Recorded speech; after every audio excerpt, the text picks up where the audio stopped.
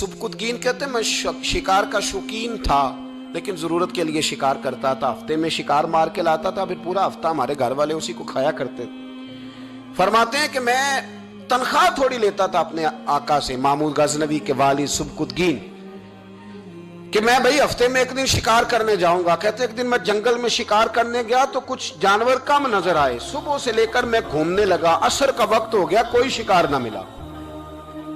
अब मेरे दिल के अंदर यह डर था कि अगर मगरिब मुझे यहीं हो गई तो मुझे कोई दरिंदा, कोई जानवर परेशान करेगा।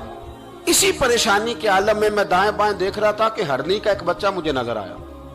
मैंने झट से वो हरनी का बच्चा ही उठा लिया कि आज यही शिकार करूंगा। कहते मैंने उसे घोड़े के आगे रखा, अपने आगे गर्दन की जानिब, और मैंने घोड़े की लगामें इस तेजी से घुमाई कि सर पट घोड़ा दौड़ाया ताकि मगरिब से कबल मैं शहर में पहुंच जाऊं, ये जंगल का इलाका गुजर जाए। कहते हैं मैं बड़ी गर्मी थी, बड़ी प्यास लगी, पर पानी ना पिया ना घोड़े को पिलाया। सर पट दौड़ाया इस डर से कि कहीं ऐसा ना हो कि मैं जंगल में मुझे शाम हो जाए। कहते हैं जब मैं शहर से बाहर पहुंच गया तो मगरिब का वक्त भी शुरू हो गया। कहते हैं अभी मैं पहुंचा ही था, मैंने वहां घोड़े को रोका, खुद भी पानी पिया, जानवर को भी पिलाया। कहते हैं जरा मैंने आंख उठा के देखा तो जिस हरनी का मैं बच्चा लाया था वो भी दौड़ती हुई मेरे पीछे आ गई। कहते हैं वो पीछे मेरे खड़ी है, पता नहीं कहां से बेचारी दौड़ी। मेरा तो घोड़ा था और मैंने तो सांस भी नहीं लिया।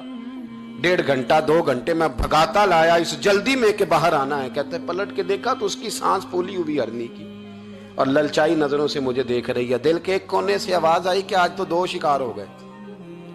बच्चा तो पकड़ा ही, इसकी मां को भी काबू करता हूं ताकि डबल शिकार हाथ आएगा। कहते हैं फिर अंदर से मेरा दर्द बोला, अंदर से मेरा रहम बोला कि एक मां अपना बच्चा लेने आई है और इस तरह तो उसे तकलीफ नहीं दी जा सकती कि उसे ब्लैकमेल करके मां को भी रख लिया जाए। कहते हैं जब मैंने उस हरनी की तरफ देखा तो उसकी नजरों में सवाल था, उसकी नजरों के अंदर सवाल था, कुछ मांग रही थी। कहते मैंने उस बच्चे की पुश्त पर हाथ फेरा, फिर मैंने बच्चा छोड़ दिया।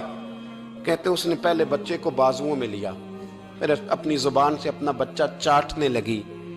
कहते हैं फिर वो जब जंगल की तरफ जाने लगी तो एक दफा उसने मेरी तरफ देखा, दूसरी दफा उसने आसमान की तरफ देखा। जिंदगी में मुझे इतना सुकून कभी नहीं आया था जितना आज आया। कहते मैं घर गया, इशा की नमाज पढ़ी, बावुजू मैं बिस्तर पे लेट गया। लोगों मेरे नसीब देखो, मुझे मदीने वाले महबूब का दीदार नसीब हुआ। रसूल करीम अलैहिस्सलाम मेरी ख्वाब में आए, मैं रोने लगा। घर महक उठा, फूल खिलने लगे, खुशबुएं बिखरने लगी।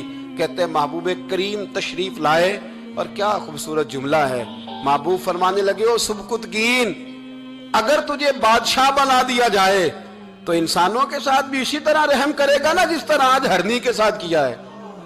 अगर तुझे बादशाह बनाया जाए तो रवैया यही रखेगा या बदल जाएगा। कहता मैं रो पड़ा। मैंने कहा यार सुल्ला, मैं तो गुलाम बनने के भी काबिल नहीं, तो बादशाह कैसे बनूंगा। फरमाया तेरी आज की अदा बड़ी पसंद आई है, अर्श के मालिक ने तुझे बादशाह बनाने का फैसला कर लिया। तेरी ये अदा बड़ी भाई है, बड़ी पसंद आई। फरमाते एक हरनी के बच्चे पे रहम खाया था, रब करीम ने मुझे बादशाही अता फरमा दी।